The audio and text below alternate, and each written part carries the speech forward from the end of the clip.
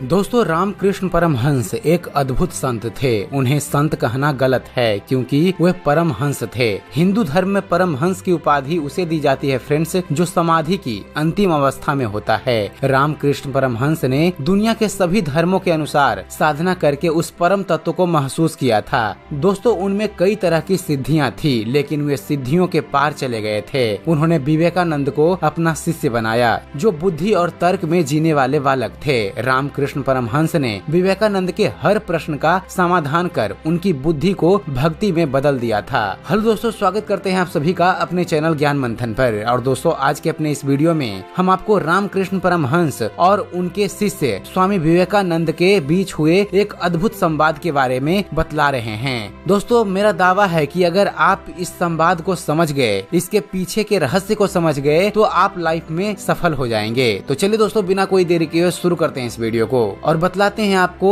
स्वामी विवेकानंद और उनके गुरु रामकृष्ण परमहंस के अद्भुत संवाद के बारे में। दोस्तों, एक बार स्वामी विवेकानंद जी ने अपने गुरु रामकृष्ण परमहंस जी से पूछा कि मैं समय नहीं निकाल पाता, जीवन आपाधापी से भर गया है। तब इसका जवाब में रामकृष्ण परमहंस जी कहते हैं, गतिविधियां तुम्हें घेर रखती है, लेकिन उत्पादकता आजाद करती है। तब स्वामी विवेकानंद पूछते हैं, आज जीवन इतना जटिल क्यों हो गया है? इसके जवाब में रामकृष्ण परमहंस कहते हैं, जीवन का विश्लेषण करना बंद कर दो, यह इसे जटिल बना देता है। जीवन को सिर्फ जियो, तभी तुम खुश रह पाओगे। अगला प्रश्न स्वामी विवेकानंद कहते हैं कि फिर हम हमेशा दुखी क्यों रहते हैं? इसके जवाब में रामकृष्ण परमहंस कहते हैं, परेशान होना तुम्हारी आदत बन गई है, इसी वजह से तुम खुश नहीं रह पाते।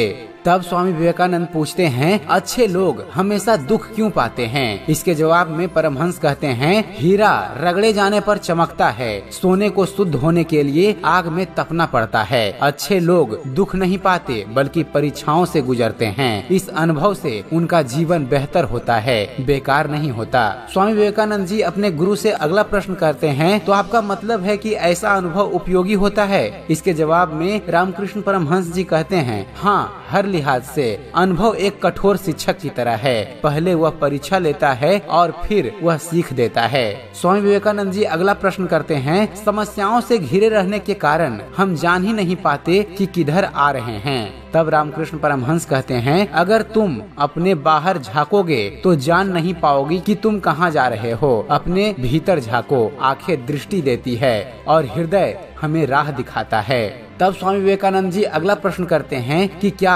असफलता सही राह पर चलने से ज्यादा कष्टकारी है? इसके जवाब में रामकृष्ण परमहंस जी कहते हैं, सफलता वह पैमाना है जो दूसरे लोग तय करते हैं, संतुष्टि का पैमाना तुम खुद तय करते हो। तब स्वामी विवेकानंद जी अगला प्रश्न करते हैं कि कठिन समय में कोई अपना उत्साह कैसे बनाए रख सकता है? इसके जवाब में रामकृष्ण परमहंस जी कहते हैं, हमेशा इस बात पर ध्यान दो कि तुम अब तक कितना चल पाए, बजाय इसके कि अभी और कितना चलना बाकी है। जो कुछ पाया है हमेशा उसे गिनो, जो हासिल ना हो सका उसे कभी नहीं। अगला सवाल स्वामी विवेकानंद जी करते हैं कि लोगों की कौन सी बात आपको हैरान करती है? इसके जवाब में रामकृष्ण परमहंस जी कहते हैं, जब भी वे कष्ट में होते हैं तो ईश्वर से पूछते हैं कि मैं ही क्यों, लेकिन जब वे खुशियों में डूबे रहते हैं तो भगवान से कभी नहीं पूछते कि मैं ही क्यों।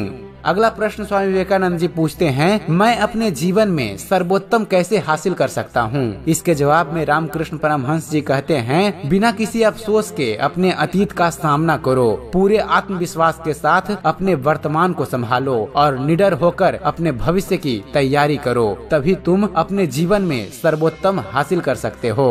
और स्वामी विवेकानंद जी अपने गुरु रामकृष्ण परमहंस से आखिरी सवाल करते हैं कि कभी कभी मुझे लगता है कि मेरी प्रार्थनाएं बेकार जा रही है। इसके जवाब में रामकृष्ण परमहंस जी कहते हैं कि कोई भी प्रार्थना कभी बेकार नहीं जाती। अपनी आस्था बनाए रखो और डर को परे रखो। जीवन एक रहस्य है जिसे तुम्हें खोजना है, यह कोई समस्या नहीं जिसे तुम्हें सुलझाना है। मेरा विश्वास करो, अगर तुम यह जान जाओ कि जीना कैसे है तो जीवन सचमुच बेहद आश्चर्यजनक है। तो यह था दोस्तों एक छोटी सी वीडियो स्वामी विवेकानंद और उनके गुरु रामकृष्ण परमहंस के बीच हुए प्रश्नों उत्तर के अद्भुत संवाद के बारे में। अगर आपको हमारा यह वीडियो पसंद आया हो तो आप इसे लाइक और शेयर करना ना भूलिएगा। और दोस्तों अगर आप चाहते हैं कि हम स्वामी विवेकानंद और रामकृष्ण परमहंस पर और भी वीडियो लेकर आएं तो हमें कमेंट्स जरूर कीजिएगा, क्योंकि आपका एक कमेंट हमें अच्छी से अच्छी वीडियो बनाने के लिए प्रोत्साहित करता है। और दोस्तों ऐसे ही धर्म और इतिहास से जुड़े हुए ज्ञानवर्धक वीडियो देखते रहने के लिए आप हमारे चैनल ज्ञान मंथन को सब्सक्राइब करना ना भूलिएगा। आप हमारे चैनल को सब्सक्राइब कीजिए और देखते रहिए, जानते रहिए। धन्यवाद। जय हिंद।